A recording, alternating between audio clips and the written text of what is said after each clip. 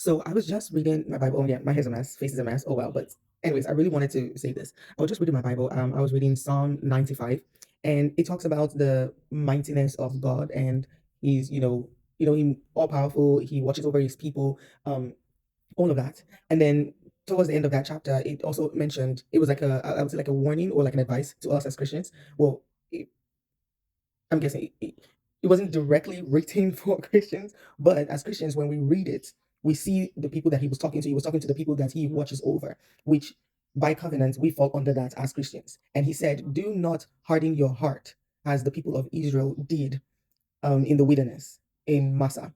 And it also mentioned how God was angry with them for 40 years because of them hardening their heart. And I'm like, wait, I've read this before, and I don't remember them being like, I don't remember their anger being the reason why, like, God told them to go around, for 40 years in the wilderness and they never saw the promised land. I don't remember that. So I decided to like open that and do a little bit of research. And I realized that hardening of heart that I always thought meant, like anger, like this person is angry and all of that. It's actually not just that. Hardening of heart means that you are not letting anything about God into your heart. It's not just with anger. It's not just like, oh, you're just angry.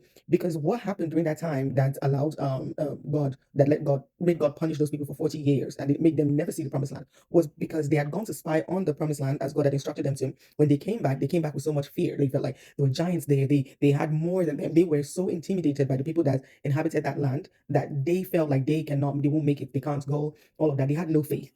And because of that, God looked at these people that he had removed from bondage, who all of a sudden, because of this little thing, they allowed fear back into their lives and they didn't have faith anymore. It was like all of that was out the door.